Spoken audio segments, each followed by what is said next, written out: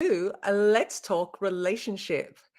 And I am super, super excited today because I have an awesome guest waiting backstage, and we're going to be talking about dating after divorce.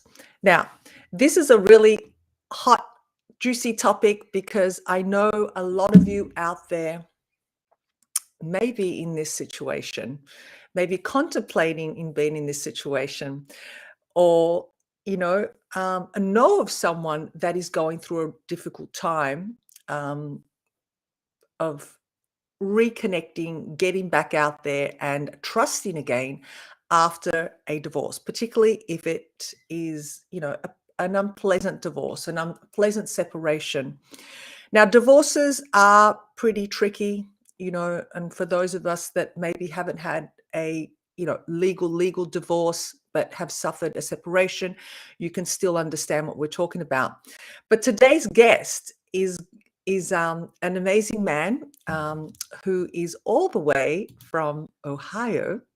And I have a little summary of what our guest does. But first of all, Dr. Jeff Wooden is going to be talking about dating after divorce. He has a colorful background, not only in dating after divorce, but let me tell you, he's a retired naval officer.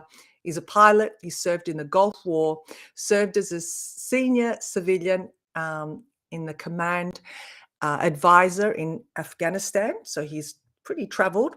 And the majority of his civilian career was in intelligence field in the CIA, and he's also a retired federal civilian.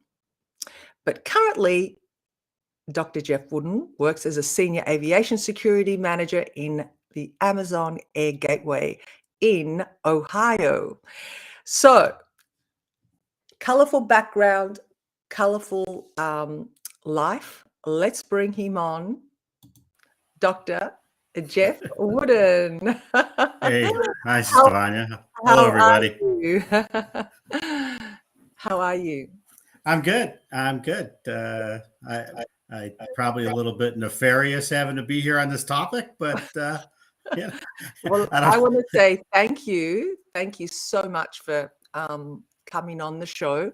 And I know this is a topic that particularly men kind of shy away from, or don't like to talk about it at the best of times. But I really appreciate you being here and being an advocate also for other men that are possibly in the same situation or have been or contemplating to be. Sure. So I put you've had a very colorful life. So that could mean anything. You have had a colorful career by the looks of things as well. You've done a lot. But in relationships, tell us a little bit about yourself and, how, I guess, I know it's a broad question, but just, what you have endured. And I know that you've been married and divorced and possibly more than once. I'm not sure how many times. Oh, yes. Yeah. Yeah, I am unfortunately a member of I've been divorced more than once, more than twice, a third time type club. Not always a fun place to be, but it's interesting how each one has been different and what the after results of that were. I would say that just to more lighten the mood a little, dating post-divorce is much better than dating pre-divorce. That's a whole nother topic, and I know and lots of financial ramifications and other things. But yeah, I agree with what you said. It's different, and I would tell you most men don't talk about it because they want to say they're big and bad and nothing bothers me, and I got right back out there. And but that's seldom the real case. It runs the gamut, and quite honestly, I've met some women that they run the gamut as well. So it is a topic for both sexes. It's definitely it's neutral gender neutral. Yeah, absolutely, absolutely. But like you said, it is quite a everybody goes through it in different ways. Mhm. Let's be honest, in anything that we do. And even if you've done it once or twice or however many times, it's never the same, right? Right. Right. But let's go back to when your first initial, divorce. I mean, was that, obviously it was different to your second time, but how overwhelming and how soon after did you actually get back into the dating? Or were you feeling So, jaded? Like, because we can feel really jaded. We can have, because some divorces can be quite nasty, right? They're not all pretty and smooth.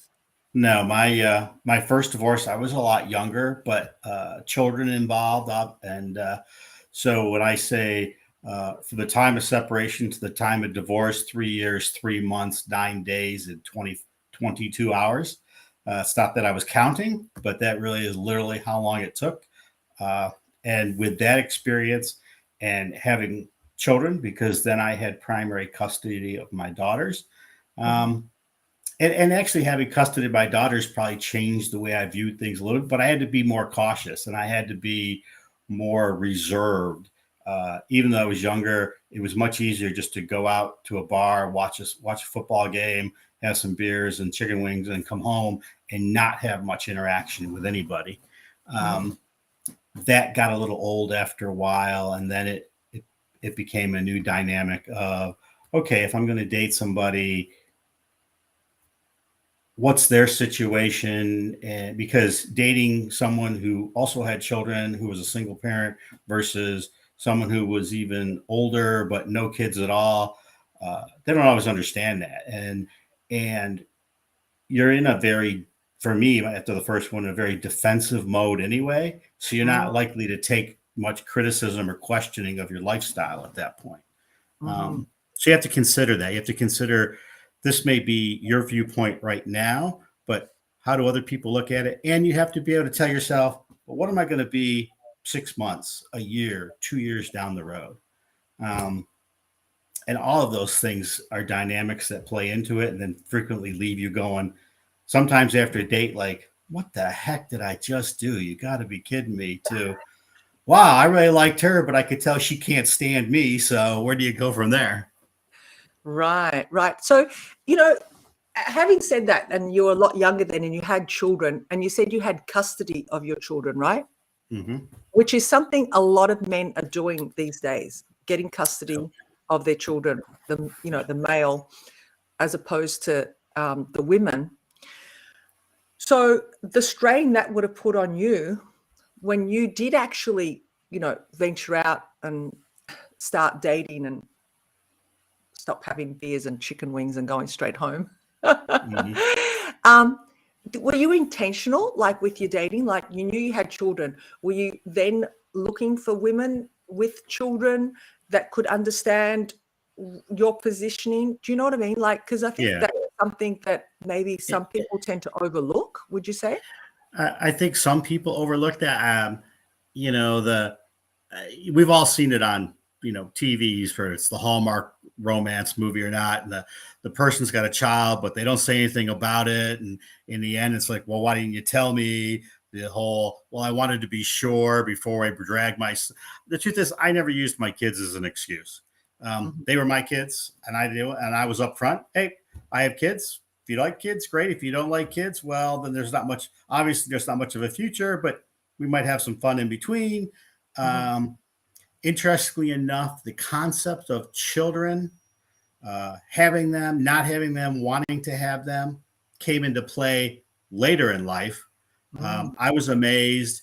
So in my 40s, at that point, meeting a lot of women who didn't have any children and still wanted them. And for me, then roles were a little reversed at that point because I was agnostic about, well, my kids were pretty much grown by then. I'm a little older, but it's not completely, it's not my first choice, but I'm completely off the table. It's not completely off the table to meeting women who basically said, well, I had a woman tell me, she was 42. She told me, I don't think it's going to, we had dated for like 3 months when she finally said, it's not going to work out. And I'm like, oh, okay. Why? Well, because you have children. I'm like, but they're grown and you want children. Yeah, but I want young children. I'm like, well, okay, good luck with that. Let me know how it works out for you. It Wow. was funny because I had, at that point, and that's one of the differences too, from the first time to the second or third. In a way, when a relationship doesn't work out, you can go one of two ways. You just become more guarded each time because, oh, the hurt, the pain, I don't want to deal with that, the time investment. Or you can become more pragmatic and go, well, that didn't work out. I'm not going to put much more energy into that. Let's just move on. And there's also, and I'm sure a lot of guys, I will tell you, so I've mentioned a divorce more than twice. After my second divorce, that was probably the time in my life when I was the most guarded, the most reserved, the most hesitant, because I told friends of mine, if a woman's mouth is moving, she must be lying. And the thing is, I didn't say it very jokingly. That's kind of the way I felt. I had been burned so badly and lied to in such a traumatic way that I was like, so you said this, but what do you really mean? And I had to recognize that and be able to take that from, okay, that's not a real true feeling. That's your self-protection mode.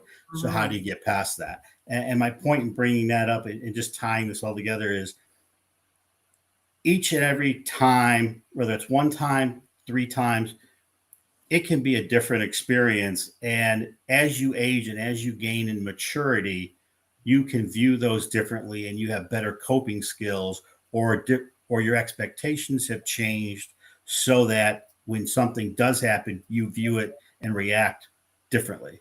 So you shouldn't, for someone who, even if they've only been divorced once and they've dated they stayed away for 6 months and then they dated and the first 6 months were a disaster, they shouldn't be afraid to date again. And they shouldn't put everything in the new 6 months based in the last 6 months. Yeah. They've got to be open. And that's what relationships are about. And if you don't open up and if you aren't willing to experience it, then you won't have a true relationship. And quite honestly, there is no perfect relationship. There really is. Exactly. And I say that because I know my wife is listening and she's going to beat me later, but. Oh, she's going to beat you. You might like that actually, hey? Okay, don't go there. That's a privacy issue now. I'm only joking. Okay, so let's go back the second time. You said you were feeling quite jaded, right? That you'd really suffered quite a traumatic breakup, and you were traumatized, and you were saying things that, it was your hurt speaking. Obviously, that was your pain. It was your hurt, and you said you realized you had a realization there, self-realization. What did you do about it? Did you actually go out and, I don't know, did you read self-help books? Did you go and get some help? Did you work it out? Believe it or not, it was, I did have a couple of work, female friends from work. And basically it was the ability to have blunt conversations with them where they didn't take anything personally.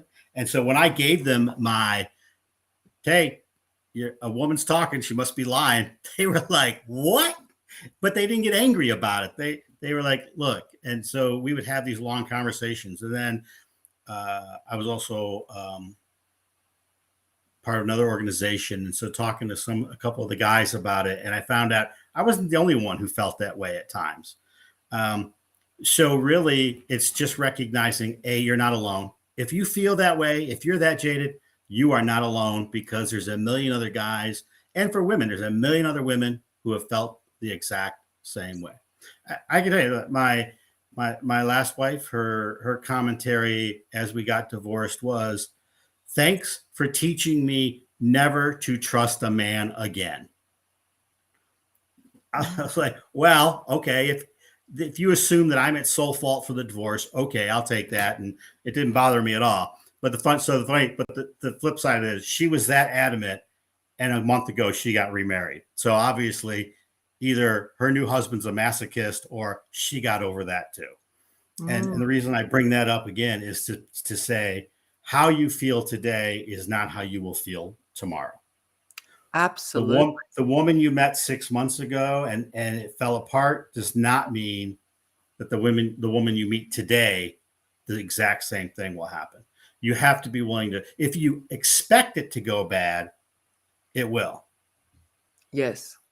But also at the same time, if you think it's perfect, that's not a guarantee that it is. You know, oh, there's the perfect man. Because I've done the just independent dating, the first time younger guy, just going to the bars, going to the dance clubs, maybe people from work. Then one time it was, what are the dating services? And back then there were the weird ones way out there, even from Yahoo and other things, but things like Match.com and eHarmony, things like that.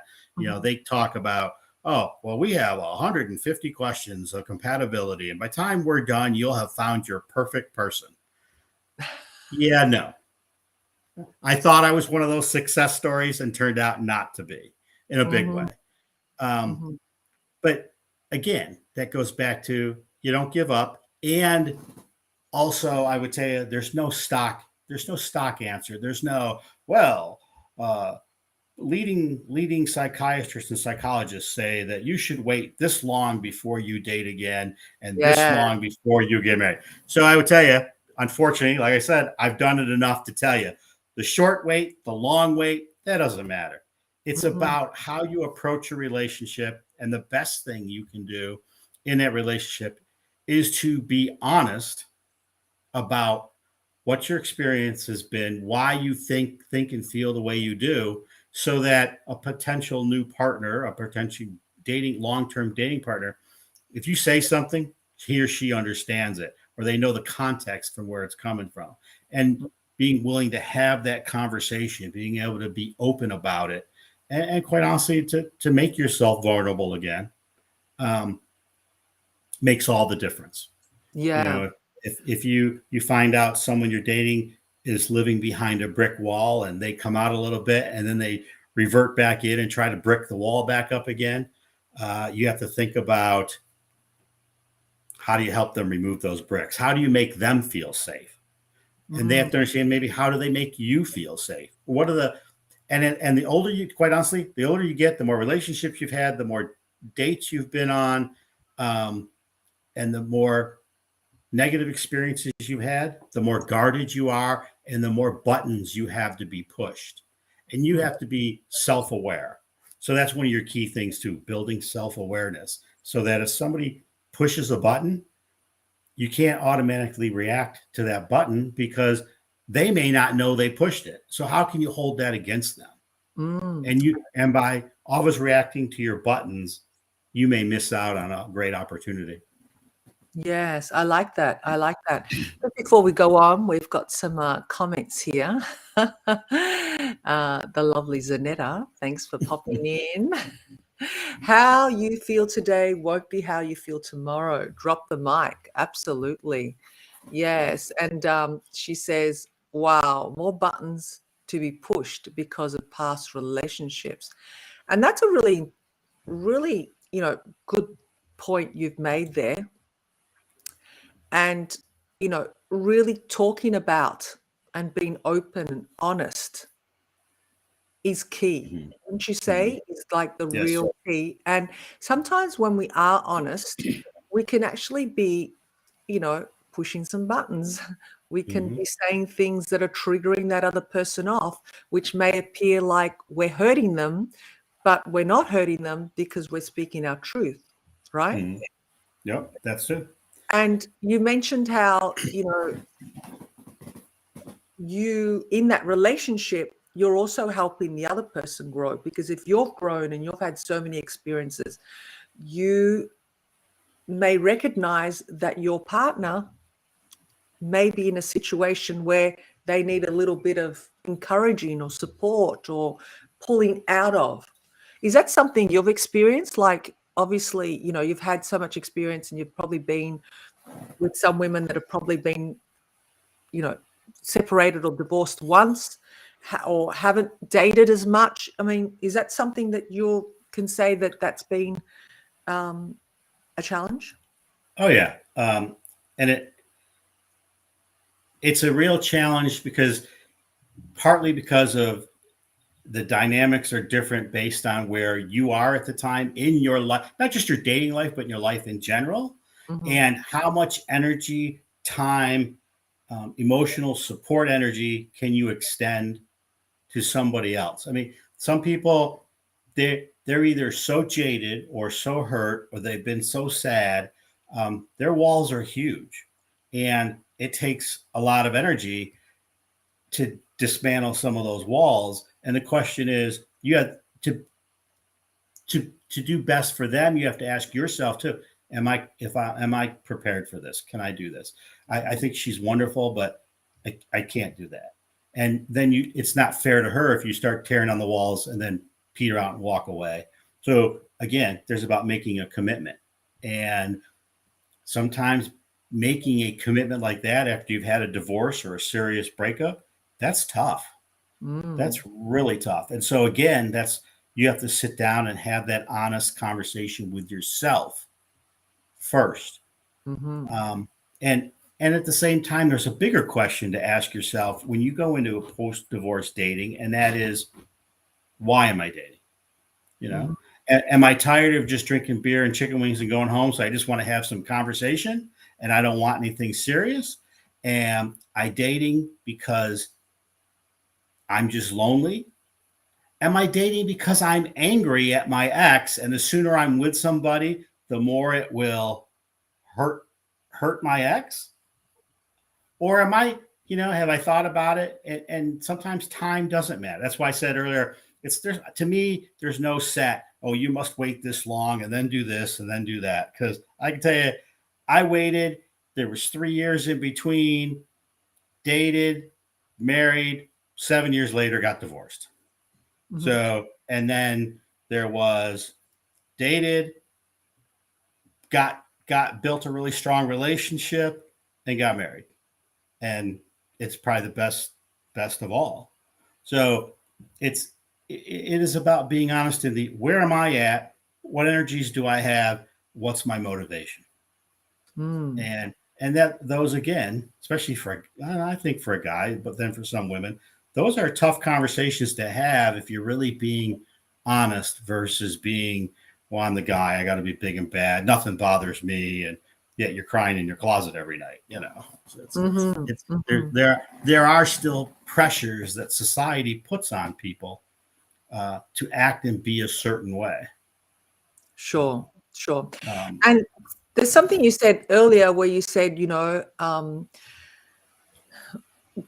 getting on with life, we suffer so many, or we go through so many experiences that may hurt us, make us feel jaded. And some people can either choose to sit in it and ponder and linger in that pain and resentment, or others can deal with it, look at it for what it is, take the lessons, because obviously for yourself too, you'd say that there was a lot of lessons in every relationship like that learned, right?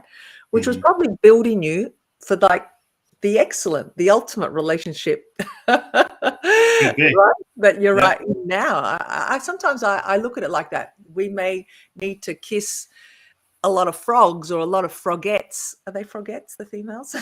Yeah, that works. Sure. We'll call them frogettes, yeah. To get to that prince or princess, right? Yeah, I would tell you that there's a great song that fits this whole theme from Rascal Flatts, and it's Broken Road. And it talks about all the trials, tribulations, the broken road, the potholes, everything basically that you had to get through to travel over to be where you're at today. And it's actually about, it's about bringing me home to a particular person. So that's a great song. I think it's a great song because it's very appropriate to this kind of what happens in life post-divorce. Yeah. So now, Jeff, you're actually married, right? I am. You are married. You've gone through all the hurdles and relationship university. Yeah, unfortunately, I I have a doctorate in something real, and then I have a doctorate in broken relationships and post recovery. Awesome, awesome. You could write a book. Um, I could. I should. What do we got here? Zanetta, thanks for your comment, Zanetta. She says, honest conversation with yourself first. Absolutely. And she loves that song that you just mentioned. Who's it by? I've got to listen to it. I don't know the song. Maybe I've heard it. Rascal Flatts. Is it? Okay, we'll have to listen to it. So tell me, with your last relationship and when you met your current wife, were you in a dating space then? Like, or would that just happen? You know, some people mention all these different things, like I wasn't looking for any love, I wasn't looking for it, and it just happened. Or, you know, I knew exactly what I wanted, and it was intentional, and I got exactly what I wanted. So I'll work backwards. I did get exactly what I wanted, but I didn't know it at the time, and I was not looking and was not expecting. And then so when it started, and to be honest, and she'll chime in later, I'm sure. A lot of the decisions about, do I have the energy to start to try to break down brick walls and help bring somebody out, was in this dating relationship. Very, very jaded, very guarded, very cynical. So it was challenging. It was a challenge. And then there was one point where I really felt like, well, I think we have a good relationship, but I don't think she feels the same way. And she actually moved to another state. And I was like, well, okay, I guess we'll see what happens. But it worked out, and we ended up getting married, and here we are. And now we adopted a 10-year-old at this point in life. So it's like crazy. Yeah, that's awesome. I think that's just an amazing, amazing story. And that's definitely changed your life again, hasn't it? Like, because you've been married for how long now with the lovely Zanetta? 4 years. It was 4 years in July. And you dated for how long prior? 2.5 years. Okay. Yeah. So you said something about, you had to ask, these questions, and obviously there was something there. You knew that she was the one, but you didn't know. What didn't you know that you know now that you didn't know back then? The fact that a little bit of cynicism in life is okay, as long as you don't let it be the ruling factor. That you really can, that people who come from two totally different backgrounds can still come to a point in life where they see things the same way. They have similar opinions and feelings about things, but that you do not have to be 100% compatible, meaning you don't have to agree on everything. You don't have to like everything. Oh, well, you're a Methodist and I'm a Baptist. That's never going to work. Or, well, I like iced tea sweetened and you don't. I mean, sometimes it's the little things and sometimes it's the big things. Oh, you're a Republican and I'm a Democrat or something like that. I mean, it's okay to have differences and it's okay to embrace that, as long as you do it from a, oh, well, that's interesting, not a, what? That's stupid, because you're probably being the stupid person at that point. And again, it was proof positive that being able to have the hard conversations, to accept that those hard conversations can be emotional at times, but that the emotion isn't always directed at the person or directed at you as much as it's directed towards the history of what created that emotion. And it goes back. And then the other thing that I said earlier, which is, and sometimes you both have to recognize that just because somebody pushed a button, you can't get angry at them because they may not know they pushed that button. Now, once you have that conversation, if they push it again, you're like, what the hell are you doing? I told you about that button. But, you Yeah. know, so Yeah, again, part of that is too maturity. You know, to be honest, a 21-year-old out of their first breakup isn't going to have that. They just won't. They won't have that reasoning and that level of patience that comes with being older and slower and grayer. But yeah, and wiser. it's still, It's all wisdom, isn't it? It's just the experience and the wisdom, and I guess the experience that we've had, and we want to do it different because, you know, insanity is doing the same thing well, that's and that's expecting too. a Yeah, different result, right? Yeah. that's right. And that's another key thing too when you start dating, whenever you do that, and that is recognizing, I did this last time. If I do the same thing again, I'm likely to have the same results. Mm-hmm. Not assured, because other people might be different and they might interpret things differently. But if you're hardcore and do the same thing over and over and over again, you're likely to get the same result.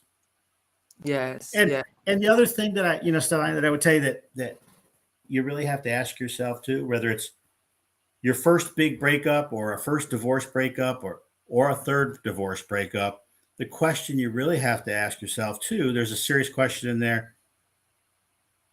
Am I made to have a long-term relationship? Am I made to be married? I like the idea of it, but is that what's best? And that's a very personal decision. But it's a question that if you frequently put that out in society, that gets raised eyebrows, and it gets the what? How could that be? How could you even think such a thing? But that's reality. Some people are just meant. They are better off. They are happier than being single and being able to be, lack of a better word, to be flexible in their relationships than to get married because society said, well, you should, to be happy, you should be married. Says who? Says who? Exactly. Exactly. And I think that you brought up a very important point there, because for years, I think people have just conformed and followed, you know, the norm of, you know, that's what we do. We get married, and if it doesn't work the first time, we try again, and we get married again and again. And it may not be for you, right? If you're, Right. you know, and you got to come to that realization that you may be better off alone, which again is nothing wrong. I mean, I know a lot of people that are alone but have a lot of friends and have a really active life, and Yep. are not sad at all. But I think when you're single and miserable and you're not doing anything about it, I think That's that right. can be a problem, because you're then deciding, because everything's a choice, right? We choose to sit in whatever we want to sit in. So I think you've brought up some really valid points, and also asking yourself, you know, I think going back to that question, helping that other person, because if you can see that other, you know, your partner hurting and being in pain, and you know you can foresee, or you see what they're going through, but because they're in it, they're emotionally tied to whatever past they've had. You know, what do you suggest to particularly men out there? Because I know some men say, oh, she's got too much baggage. You know, I just can't deal with that. I just can't. But yet they're drawn back to each other. They have these relationships that are a bit like elastic bands, you know, I call them. I'm not sure if you've ever experienced something like that. And it can dive into being toxic. It can be the other spectrum of really caring for that person and loving and copping some abuse, but knowing that you can navigate through it, or sitting in toxicity just because, you know, you're a people pleaser, you don't want to hurt her or him. You know, there's a lot of that comes into play. How do you differentiate that? What would you say to the, you know, the audience out there if you're stuck in that situation? Well, I think a couple things. One, it goes, the very basic is well, how did you get there to begin with? It's one thing to say, well, I'm a people pleaser and I just want to help. Well, then you have to be honest. You have to really ask yourself, so do I have a savior mentality? Is that really what what I am, because or it could be the flip of that. Well, I'm here and it's kind of toxic because, well, I deserve that, or I'm just not a good person. And in which case, either one of those, then the best thing you can do is seek some professional counseling. I did go to counseling at one point because my question, when I went into she's a woman, her lips are moving, she must be lying mentality. For me at that point, it was a self-ask, okay, what's wrong with me? Why can't I why don't these things work? What did I do wrong? And what I couldn't see at the time, and what I'm very familiar with now, is unless it's a relationship where one person either was just outright abusive, verbally, physically, sexually, or one person was just an outright serial cheater, then most problems in relationships stem from both parties, not just one. Everybody has some good, everybody has some bad, everybody has baggage. So if a guy says, well, I'm not going to date her, she's got too much baggage. Well, dude, how much baggage do you have? And so if you don't want to date her, if you don't like her, you don't think she's pretty enough, you don't think she's smart enough, okay, maybe that's a nice way of getting out of too much baggage. I can't deal with that. But the real question is it baggage? Is it just part of their life? I mean, I think it's a cop-out when you say, I'm not going to deal with that, that's too much baggage, versus, and I said this about me, I'm like, I even said it about Zanetta at one point. I said, we have so much baggage, we have steamer trunks. I have so many issues, I should just get a subscription, that kind of thing. But if you can laugh at yourself, sometimes that means you can laugh at somebody else and get them to laugh at themselves. And that helps. But there does come a time when you have to look at yourself and you have to look at somebody else, and you have to be able to say, they're in a place I could never recover from, or they're in such a bad place. I can't cope. I don't have any skills to cope with that. And that doesn't make you a bad person. No. It just makes you human.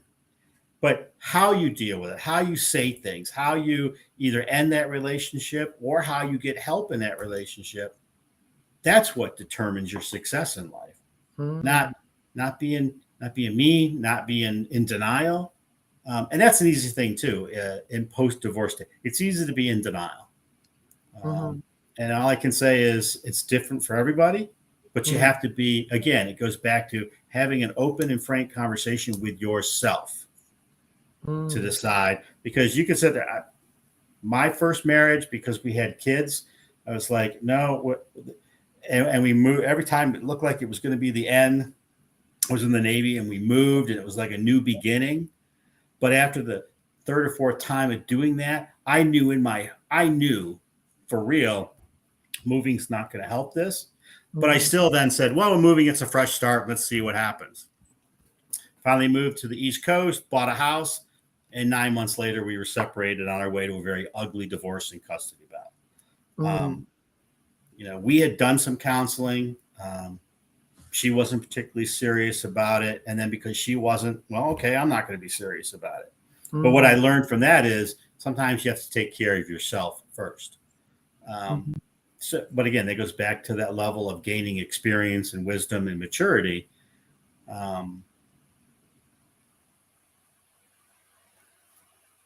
But if I had been willing to not be in denial, I mean, we were going to end up, I mean, you can look back now and go, yeah, no matter what we did, we were going to get divorced, but stuck it out for the kids. But what you realize is you're telling yourself a lie at that point, because while you're fighting and yelling and doors are slamming and people are leaving, your kids all hear that. They see that. Yeah.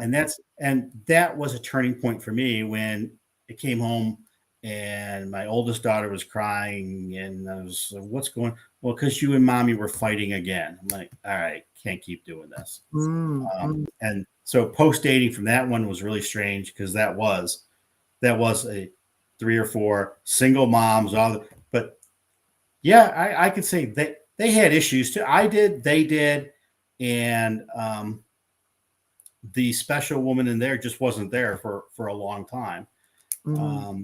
But again, can't be in denial. No. Be honest. Be honest with yourself.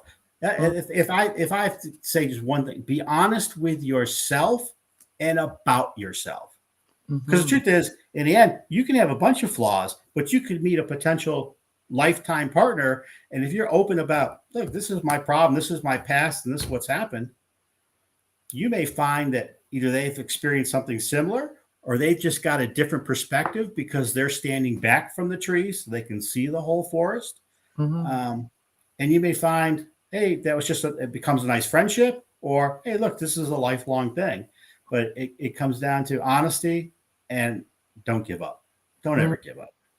I think I like that, because at the end of the day, you're also saving quite a bit of time. Like particularly if you're in your 40s, 50s, 60s, or whatever age, even your mid 30s, even for the younger ones, you don't want to be, giving up 5 years of your life and not being honest, because if you be honest from the beginning, it's out there. You're not, walking on eggshells or trying to be someone that you're not. And having said that, it enables and gives that other person space to be honest. Yep. And also, Exactly. another thing I want to add to that, believe what people say. Question it, because if they say they don't want a relationship too, I've seen people where they getting entangled in a long-term relationship. They know that other person doesn't want commitment, but still they're in it and hang in there. Well, you're just not listening to the truth either. Right. Do you know what I'm saying? Yep. There's been situations where that's happened, and I've experienced that myself. So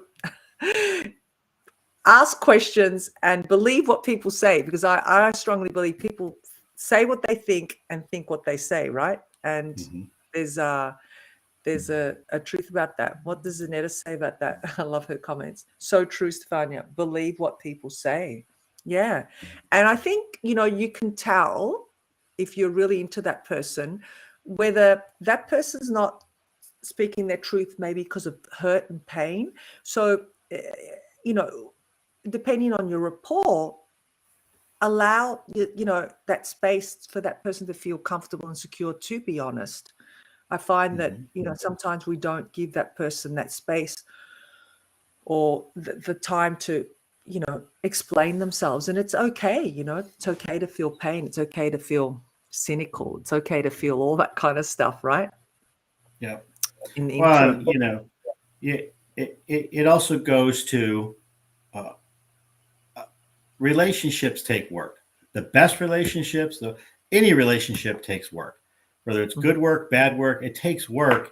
And everything isn't just a swipe left or swipe right life. And you can't solve things by doing it. You can't solve things by running away, but you can't.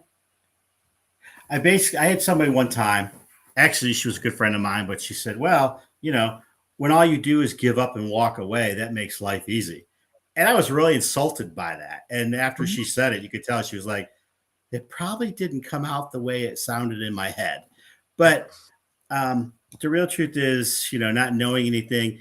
There are some people, I think they use divorce at the rate they use an ATM machine, which isn't that goes back to, then you need to ask yourself, are you really the type of person that should be married, that really wants to be married, or are you just doing it because, well, your mom thinks it's appropriate?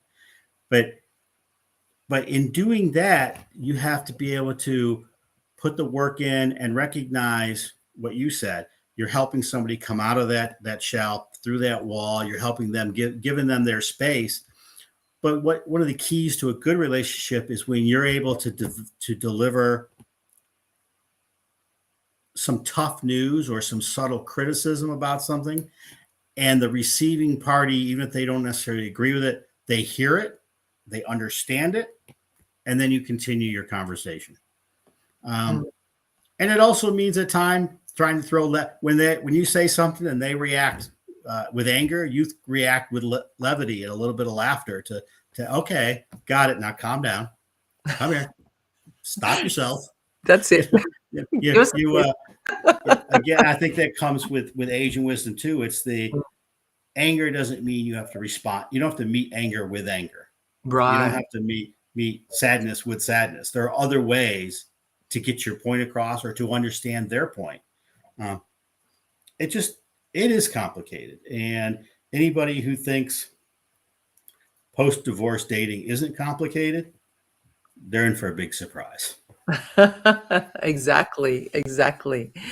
Yes, I think you're so right there. Zanetta says, "Jeff has done that to me so many times." I don't know what she's talking about. It wasn't me.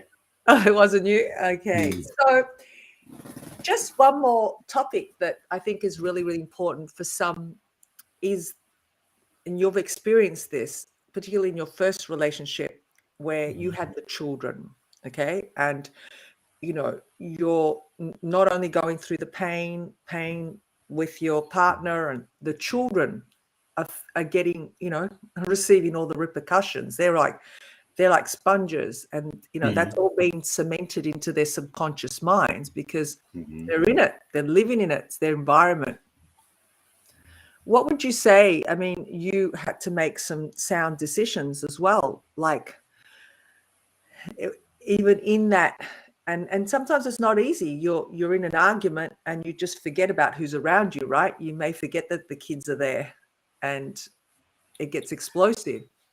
What would you have done different now that looking back, and what could you give as a suggestion to our audience as well, like to help that? Because the children are the ones that really, I think, do have the remnant effects of it all. Yeah. So I think the first thing you have to accept is if you're in a relationship and there are children and your relationship is not going well, the idea that you can hide that from from the children is ridiculous. The fact that if you can't recognize that, okay, just because the children are upstairs in their bedroom and you're down in the living room and you have an argument that they don't hear that or they don't sense that, you got to get out of your denial because they do. Mhm. So, and that's the lesson I learned. And that's what was the triggering event for our separation and then divorce, because I wasn't going to put the kids through that anymore. Then you have the whole dynamic of if it's a contentious divorce, uh, you know, the one parent playing the children off the other parent. Oh, yeah. Um, and to be honest, to this day, and I still believe this, I worked really, really hard. By the time, interesting. So, when we separated, I was just sad about it. By the time we divorced, I hated her with a passion. She could have got run over by a bus, and I would have gave the bus driver a tip. Um, that's now mellowed over the years, but it's been 20 plus years. Mhm. And quite honestly, when she got sick, she did a bout of cancer, and I was involved with that because it also affected my children. Mm. I wasn't perfect by any means, but she was far worse, and there were other issues. Hence, I, as a single dad, active duty naval officer, had primary custody of two female children aged 10 and under. Mm. So that really changed my career path at that point. But I mean, it's about recognition, and it's about these kids did not do it. It's one thing I will agree with all the pundits and the psychologists and the doctors. These kids did nothing wrong, Mm. and they can love both parents, and it's okay.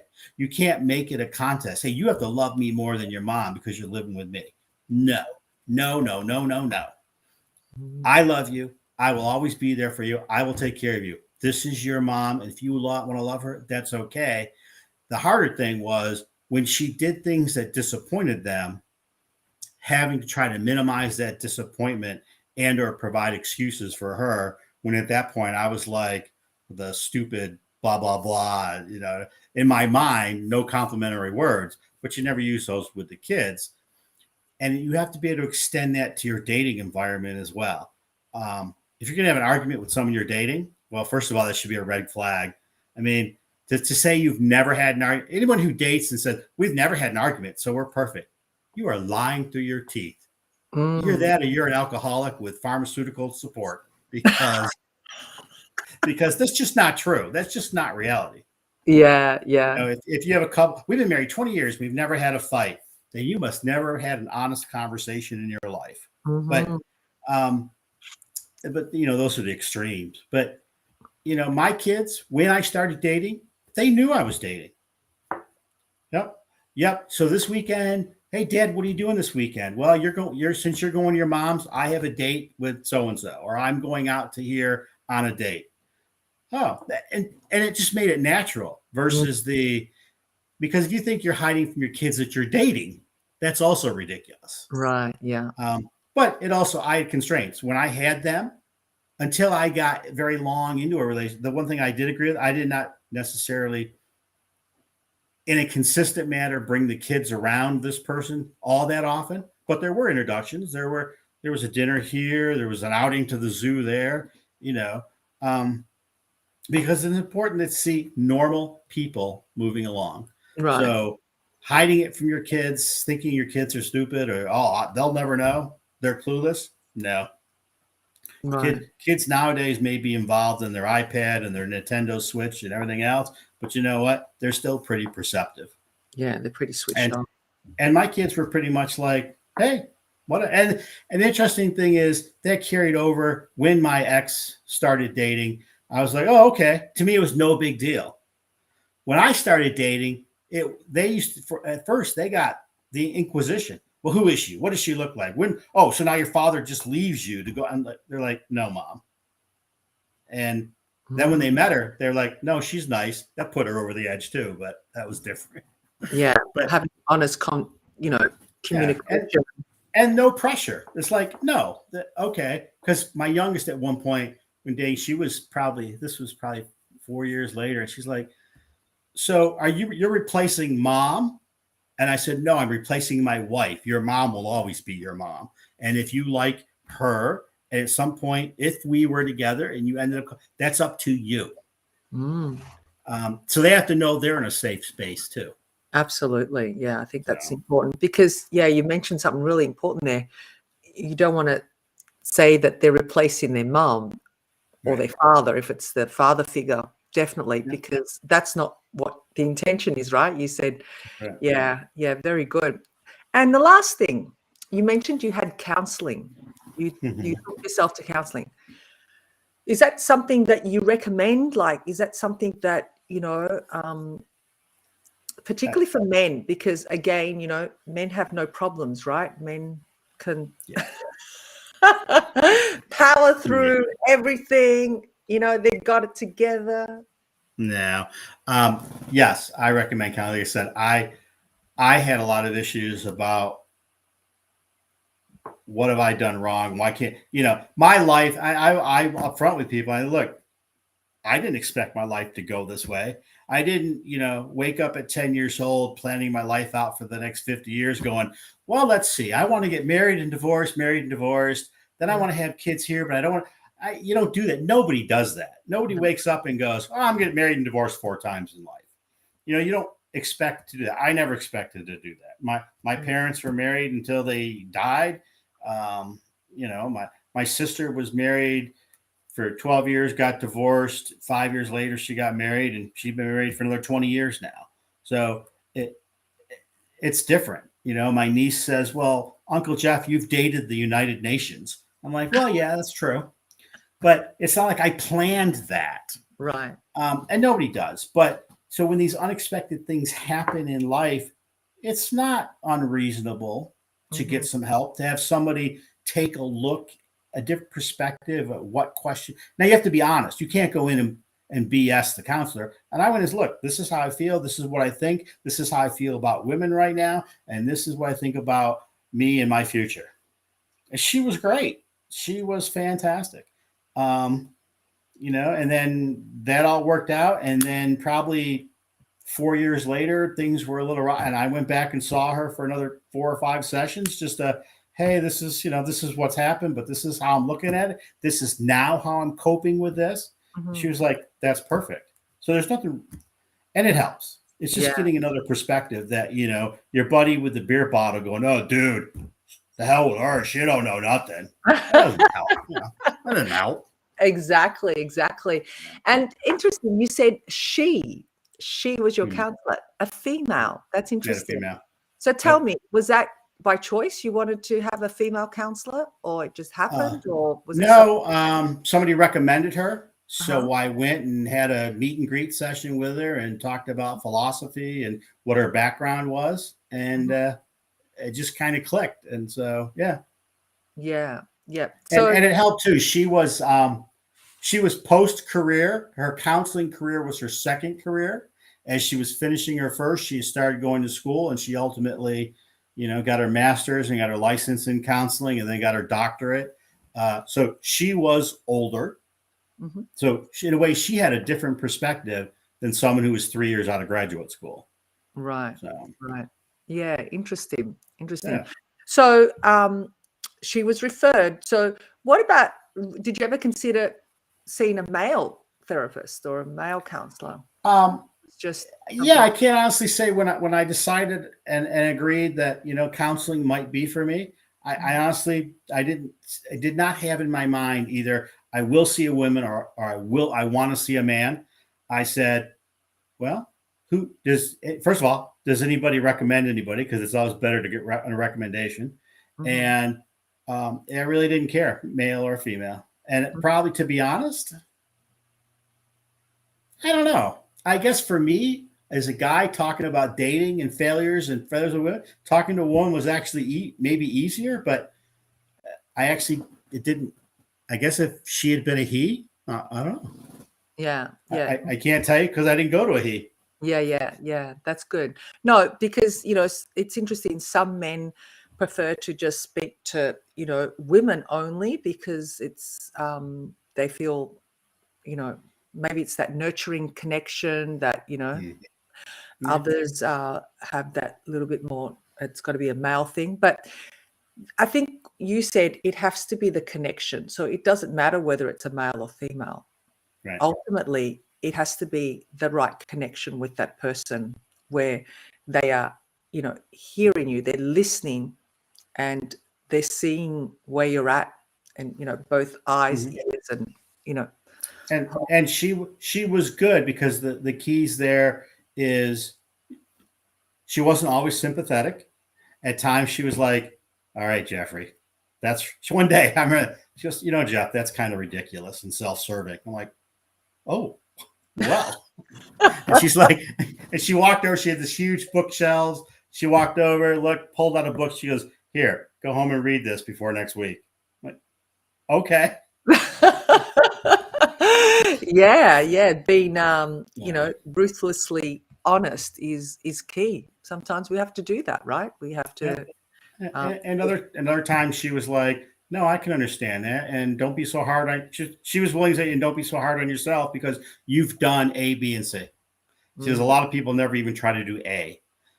So she was a good mix. I think she brought a good perspective. I mean, and issues related to divorce and dating, that wasn't her personal background because her and her husband were married for 50 years. So Yeah, which doesn't really necessarily mean that that person has to have experienced that exactly the same way you have, but to have that understanding. And I think it's, feeling empowered after a session too, walking away with some tangible tools. Obviously, you had the tools, you had, the information, then actioning it was, obviously key. Yep. Because Yeah. knowledge without action is useless. It just, knowledge is power. No, knowledge and action is power. It's powerful. Yeah. Wonderful. Well, great. This has been a great conversation. This has been really great. And I'm just so, honored to have you on the show, and so pleased that you've come on and been open about your own experiences to help particularly other men out there, or, our audience to, if they have any similar situations. I think you've really covered quite a lot there. You've definitely got a colorful portfolio, which is I think you have to write a book, Jeff. Definitely have to write a Uh, book. again, I don't know that that's the best compliment to have a colorful experience in this wear area, but it is what it is, and that's my life, and I can't, I have to live, No, I say it. I I have to say live it. my own truth, Yeah, and yeah.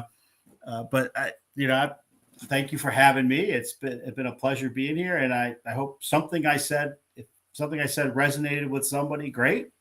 Yeah. And the other thing that I will tell people is, look, you get what you pay for. Come on now. You get what you pay for. Yeah. But Yeah. no, it's Yeah. great. I appreciate you having me. Thank you. No, I really, really appreciate you. And yeah, meaning colorful, I just want to say that's a compliment. I mean, I've had a colorful life. We've all had colorful lives in different ways, right? We can look Right. at it as a bad thing or we can look at it as a good thing. For me, I look at it as like wonderful experience. I wouldn't change it, even through the ups and downs through life. We wouldn't be where we are today if we didn't experience all those things. And imagine how boring life would be. I mean, That's what I tell other people all the time. I go, look, I did not have a boring life. That's for sure. exactly. So thanks once again, Dr. Jeff Thank you. Gordon, and maybe we can have you on the show another time. You'll Yeah. you'll have to check your ratings, because if I caused a big rating dip, then you don't want me to come back. But if I help a little bit, No. I think our ratings are going to go up. And who All cares? right. We're not here. I mean, like, this is There you about go. being honest and real about life, and whether people want to listen to it or not, that's their, provocative. In we're just here to share. Okay. And so once again, thank you. And thank you to everyone out there that's been listening and been part of the show. We love you all. Please hashtag live or hashtag replay if you've watched this, and share it with someone that you think that may, find it helpful to listen to this conversation. Thank you once again. Thank you, Jeff. Until next time, I send you love, I send you passion. Bye for now.